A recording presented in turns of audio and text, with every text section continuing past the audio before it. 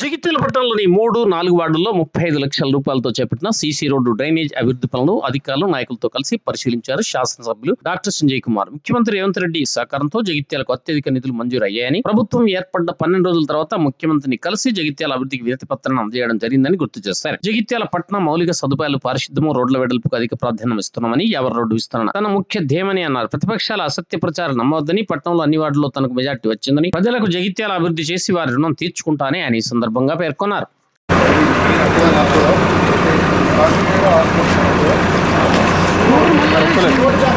అందుకని ఆయన కరెక్ట్ కాలు వల్ల దాన్ని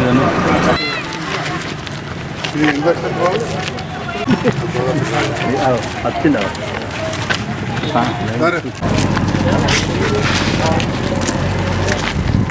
జగిత్యాల పట్టణంలో జరుగుతున్న నిరంతర అభివృద్ధిలో భాగంగా ఈరోజు జగిత్యాల పట్టణంలోని 3వ వార్డు 4వ వార్డులో దాదాపు 35 లక్షలతోటి మన డ్రైన్ల పని నిర్మాణం జరుగుతుంది. జగిత్యాల పట్టణంలో ఏదైతే పట్టణానికి కొద్దిగా దూరం ఉన్న వార్డులు కావచ్చు, జగిత్యాల పట్టణం నడిబోర్డులు కావచ్చు, మోర్లు అధ్వాన పరిస్థితులు ఉన్నాయి.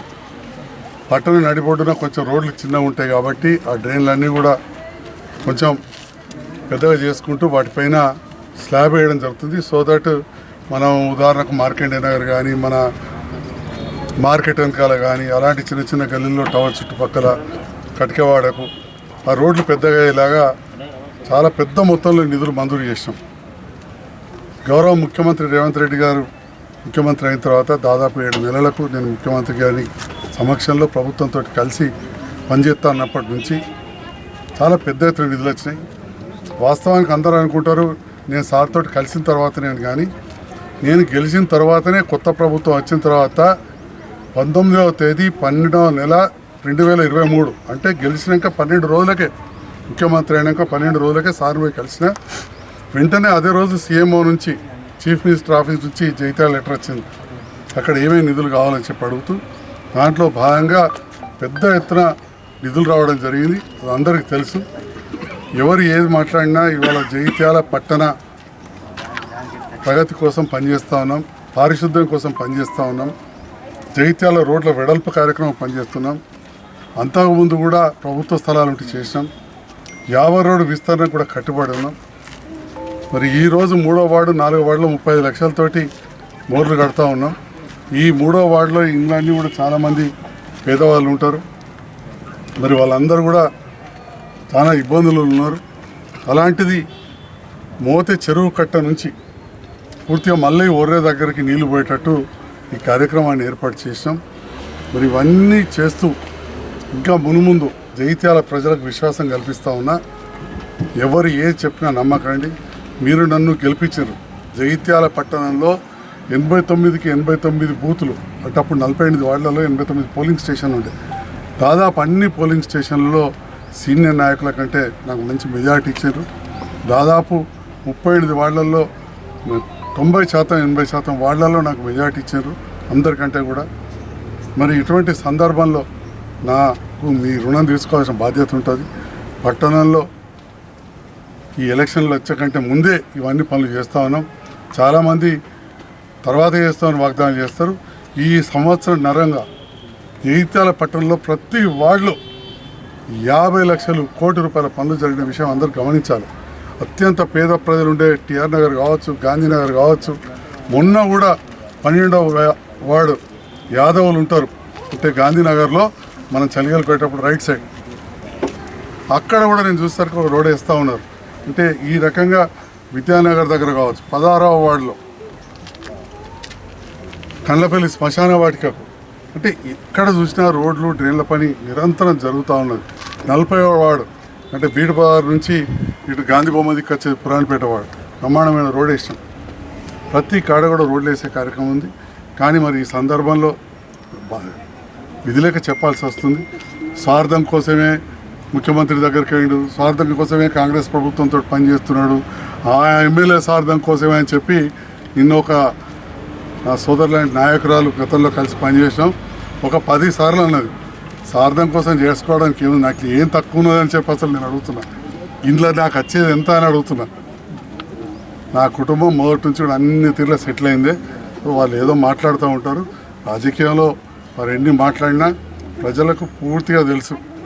స్వార్థం కోసమే అయితే దవాఖానలో కూర్చుంటే ఇంతకంటే ఎక్కువ నేను అన్ని రకాలుగా లబ్ధి పొందేవాడిని. రాజకీయంలో ఉంటే విస్తృతంగా సేవలు చేయొచ్చు అని చెప్పొచ్చినాం. ప్రజలు గెలిపించారు, చేస్తున్నాం. దానివలన చుట్టుపక్కల ప్రాంతాలలో గతంలో టీఆర్ఎస్ పార్టీ ఓడిపోయినా కానీ నన్ను గెలిపించింది. ఇక్కడ నన్ను గెలిపించిన వాళ్ళకి ధన్యవాదాలు తెలియజేస్తూ ఆ రుణం తీర్చుకోవడానికి అలా ప్రభుత్వంతో కలిసి పనిచేస్తున్నాం. మరి కలిసి పనిచేయడం వల్ల రాయకల్ పట్టణానికి దాదాపు 23 కోట్ల రూపాయల పనులు కొన్ని పూర్తయినాయి, 8 కోట్లయి మిగతాయి పూర్తి చేసుకుంటాం. జగిత్యాలలో కూడా ఎన్నో కార్యక్రమాలు చేసినాం. కొన్ని కాంట్రాక్టర్లకు బిల్లులు ఇప్పించినాం. కొంతమంది కాంట్రాక్టర్లకు బిల్లులు కూడా రాలేదు. కొందరు ఏదో నా కుటుంబ సభ్యులు కాంట్రాక్ట్ చేసినట్టు మాట్లాడుతున్నారు. ఓ పేరు చెప్తున్నారు అప్పుడప్పుడు. ఆయనకు ఒక్క veg non veg market BT పదార్థాలు కట్టిన మార్కెట్ బిల్లు 9 కోట్ల రూపాయలు రావాలి. 2 ఏళ్ళు అయింది ఇనాగ్రేషన్ అయిందని సూచించారు. 2 ఏళ్ళకి ఆయనకు రూపాయి రాలే. 9 కోట్ల రూపాయల బిల్ రాలేదు. 9 కోట్లు. మరి ఏదో అందులో మాకు మిగిలినట్టు కమిషన్లు వచ్చినట్టు మాట్లాడితే నాకు నవ్వుతుంది. మిషన్ బయట పనులు డబల్ బెడ్రూమ్కి వేస్తే ఇంకా 4 కోట్ల బిల్ రావాలి ఆయనకు. ఒకవైపు బిల్లులు రాక కొందరు కాంట్రాక్టర్లు ఇబ్బంది అవుతూ ఉంటే మాట్లాడుతున్నారు. కాంట్రాక్టర్లలో ఇక మరి ఒక పేరు చెప్తున్నారు కాబట్టి మరి నేను కూడా చెప్పచ్చు. హరిణి ఎంటర్ప్రైజెస్ అంటే మా పల్లె మొగిలి గారు, అదేవిధంగా సత్యనారాయణ రెడ్డి గారు, తిరుపతి రెడ్డి గారు, రాజేందర్ రెడ్డి గారు, సుగుణాకర్రావు అయితే 30 ఏళ్ళకెళ్ళి ఎన్ని రోడ్లు చేయాలో అన్ని రోడ్లు చేశారు. దరూరు తాటిపల్లి బైపాస్ చేసి పెద్ద 16 కోట్లు, అప్పుడు ఇప్పుడు చేయాలంటే 45 కోట్లు వస్తుంది. రైల్వే గేట్ బంద్ ఉంటే 10 ఏళ్ళు అటుగానే ఉండే. నేను ఎమ్మెల్యే గెలిచినాక చేయించిన మొదటిసారి గెలిచే ఎమ్మెల్యేను రైల్వే అధికారులతో మాట్లాడి అప్పుడు కవితమ్మని కూడా అప్పుడు ఎంపీ ఉండింది. నేను గెలవడం మేడం ఇంక ఓడిపోలే. అప్పటికి లాస్ట్ ఎంపీ నిధులు వస్తే కొన్ని మంజూరు చేయించుకొని 60 లక్షలు మంజూరు చేయించుకొని అక్కడ రూము అవన్నీ కట్టించి గేట్ ఓపెన్ చేస్తే 10 ఏళ్ళకి స్టార్ట్ అయింది. డబల్ ఇందిరమ్మ కాలనీ కట్టి 2008లో అయితే 18 దానికి వాళ్ళు ముట్టిన వాళ్ళు లేరు. నేను రిక్వెస్ట్ చేసి తీసుకొస్తే కేటీఆర్ గారు, కవితమ్మ, ఈ సీనియర్ నాయకులు, అప్పుడు నా మున్సిపల్ చైర్మన్ ఎవరో అందరూ తెలుసు, వాళ్ళందరూ వేసారు. నేను వట్టి కింద కూర్చున్నాను. అటెనక మళ్ళీ పని అయిపోయింది. మళ్ళీ నేను గెలిచిన తర్వాత సంవత్సరంకు వేరే కాంట్రాక్టర్ తీసుకొచ్చి ఇవాళ మొదలు పెట్టితే పేదవాళ్ళకి ఇండ్లైనవి. ఇండ్లైన తర్వాత నీళ్లు లేవు, డ్రైన్లు లేవు, కరెంటు లేదు, సెప్టిక్ ట్యాంకులు లేదు. ఆ సందర్భంలో కొత్త ప్రభుత్వం వచ్చిన తర్వాత దాదాపు 35 కోట్ల రూపాయలు ఒక్క డబుల్ బెడ్రూమ్ దగ్గర నీళ్లు, కరెంటు, సెప్టిక్ ట్యాంకులకు తెచ్చి పూర్తి చేస్తే ఇప్పుడు దాదాపు 1000 కుటుంబాలు అక్కడ పోయి ఉన్నాయి. ఇంకా 4000 కుటుంబాలు పోవాలి. ఇక్కడ బస్సు అవన్నీ సౌకర్యం కల్పించాల్సిన అవసరం. ఈ రకంగా జగిత్యాల పట్టణ అభివృద్ధికి నిరంతరం కృషి చేస్తూ ఉంటే సొంత లాభం కోసమే ముఖ్యమంత్రి దగ్గరికి అయిండు, సొంత లాభం కోసమే ఇంకేమో అయిండు, సొంత లాభం కోసమే చేస్తుండ అని చెప్పి ఒకటే మాట్లాడుతున్నారు. ఏం సొంత లాభం కావాలి? నాకేమన్నా 4 అన్నదమ్ములు ఉన్నారా? 4 పిల్లగాళ్ళు ఉన్నారా? నేనేమన్నా పిల్లగానా? నాకు కూడా 62 ఏళ్ళు దాటినాయి. 30 సంవత్సరాలు డాక్టర్గా ఉన్నా.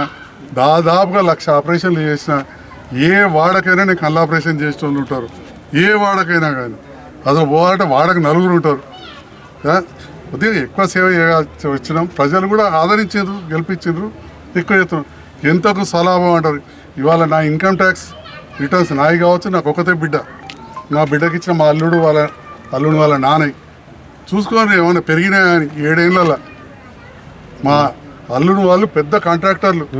ఆయన సివిల్ ఇంజనీర్ చదివి ఇక్కడ చదివి అమెరికాలో చదివి వచ్చి కాంట్రాక్టులు చేస్తుంటే పోయిన 6-7 ఏళ్ళలో సరిగ్గా బిల్లులు రాకపోతే వాళ్ళకి 3 చోట్ల కాంట్రాక్ట్స్ వాళ్ళ ప్లాంట్స్ ఉంటాయి. అందులో జడ్చర్ల దగ్గర 20 ఎకరాలల్లో పెద్ద ఎత్తున వాళ్ళ బీటీ ప్లాంట్, క్రషరు, ట్రాక్టర్లు ఉంటే మొన్న అవన్నీ తుక్కు అమ్మేసారు. కొన్ని కోట్ల తుక్కు అమ్మేసారు. తుక్కు కింద అమ్మేసారు. మా వియంకుడు వాళ్ళు పనులు చేయలేక నేను కాంట్రాక్ట్లు ఇప్పిస్తలేను. ఆ బిల్లులు ఇప్పించే పరిస్థితి నాకు రాలేదు. అటు ఇటు తిరుగుతూ ఉంటే నష్టపోతూ ఉంటే ఉన్నొక్క బిడ్డ మీకు ఒక కొడుకు దీని గురించి ఊరికి ఆరాటం ఎందుకని చెప్పి ఒకటి తీసేసినాం కూడా. ఇంకొకటో రెండో నడుపుకుంటున్నారు. మరి వాళ్ళు చదువుకున్న వాళ్ళు 40 ఏళ్ళకెళ్ళి వ్యాపారంలో ఉన్న వాళ్ళు చేసుకోరా? దానికేదో మొత్తం వాళ్ళ కోసమే నేను చేరినట్టు, లేకపోతే నా సలాభం కోసం నా ఒక్క దవాఖానతోటే ఆ కుటుంబం నా బిడ్డను అల్లుని మనవరాళ్ళు నేను పోషించుకోవచ్చు. ఎందుకంటే నేను రాయకల్లో మాట్లాడుతూ ఒక 10 సార్లు చెప్పింది రూపాయి పని చేయలేదు బీఆర్ఎస్ నాయకురాలు. నేను రాయకల్లో ఈ ప్రభుత్వం వచ్చిన తర్వాత గత ప్రభుత్వంలో ఉన్న బకాయిలు ఇప్పిస్తూ 3.5 కోట్ల రూపాయల పనులు చేయించిన రేపు 15 కోట్ల దానికి భూమి పూజ చేస్తున్నాం. 15 కోట్లకు మంజూరు వచ్చింది. 7,20,00,000కు మంత్రి గారి చేతుల మీదుగా భూమి పూజ చేస్తున్నాం. కాంట్రాక్టర్లు కూడా వచ్చేసారు. ఎందుకంటే నేను కాంట్రాక్టర్లను ఎక్కువ ఇబ్బంది పెట్టా వాళ్ళని, కాబట్టి కాంట్రాక్టర్లు పనిచేయడానికి కొద్దిమంది ముందు వస్తున్నారు, కొన్ని చోట్లేమో ఆగిపోతున్నాయి. నేను ఇవాళ అడుగుతున్నా మీడియా ద్వారా, ఊకే స్వలాభం అంటారు. మా వియ్యంకుడు పెద్ద రోడ్ల కాంట్రాక్టర్ అయినా నేను ఇక్కడ తీసుకొస్తాను. మహబూబ్నగర్లో వారికి ఈ మండలంలో Ramesh and company, PP Rao and company వాళ్ళు చేయని మండలం లేదు.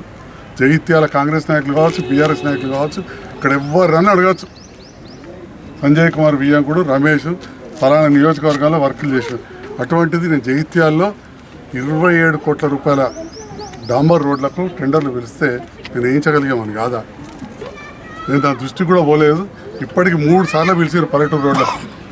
ఎవరో ఒకరు వచ్చిర్రు, వాళ్ళ డాక్యుమెంట్ సరిగా లేకపోయింది. మళ్ళీ ఇప్పుడు మొన్న ఒక 7 కోట్లకి వేసాను, ఇంక 20 కోట్లు ఉన్నాయి. నేను ఇలా మీడియా ద్వారా చెప్తా ఉన్నా, మీ ఇష్టం వచ్చిన కాంట్రాక్టర్ని తీసుకొచ్చి టెండర్లు వేయించారు. ఎవరు వద్ద అంటున్నారు? రాయకల్లో కూడా 7,80,00,000 వర్కులకు ఇంకా టెండర్ వేయలేదు. రాయకల్లో 7,80,00,000 వరకు టెండర్ వేయలేదు. మీడియా ద్వారా చెప్తున్నా, నాకు ఏ సలాభం వద్దు, ఆ కాంట్రాక్టర్ నాకు వచ్చి కలిసి కూడా అవసరం లేదు, పనిచేస్తే చాలు. తొందరగా మీకు ఎవరైనా పరిచయం ఉంటే టెండర్ వేయించి పనులు మొదలుపెట్టియాల్సిందిగా మీడియా ద్వారా మిగతా రాజకీయ పార్టీల నాయకులు పదే సలాభం కోసం అంటుండే. ఏ సలాభం ఉంటుంది? వేరేడైతే ఉండదు. ఎందుకంటే మా వియ్యంకుడు అంటే నా బిడ్డనిచ్చిన అల్లుడు, మా తండ్రి పెద్ద కాంట్రాక్టర్లు కాబట్టి అక్కడ ఏదో బెనిఫిట్ అవుతుంది అనుకుంటారు. వాళ్ళు కూడా చాలా తగ్గించేసారు. ఒకటేసారి ఎందుకు వడ్డీకి ఎందుకు ఉంటారు? వాళ్ళు కొన్ని చేసుకుంటున్నారు, కర్షకులు ఇంకా 2 ఉన్నాయి చేసుకుంటుంటారు, కొన్ని వర్కులు చేసుకుంటారు. కానీ గతం కంటే చాలా తగ్గించుకున్నారు. ఇప్పుడు ఇక్కడ ఉన్నాయి నా నియోజకవర్గాల్లో రాయకల్కి ఎవరైనా తీసుకొచ్చి వాళ్ళు వేయించుకుని తులసపత్రం ఇస్తే వాళ్ళు బాగా అనుకుంటారు కదా నాకేదో వస్తాయని వాళ్ళని తీసుకోమన్నారు. ఇలా నేనేం వద్దంటారు. 20 కోట్ల రూపాయల రోడ్లు ఉన్నాయి, గ్రామీణ రోడ్లు, వచ్చి టెండర్లు వేసుకోమన్నారు. ఆన్లైన్లు ఉన్నాయి, ఇప్పుడు ప్రజెంట్ ఆన్లైన్లు ఉన్నాయి. జగిత్యాలవి కూడా ఉన్నాయి 62.5 కోట్లవి. Yes, let them come and do the work.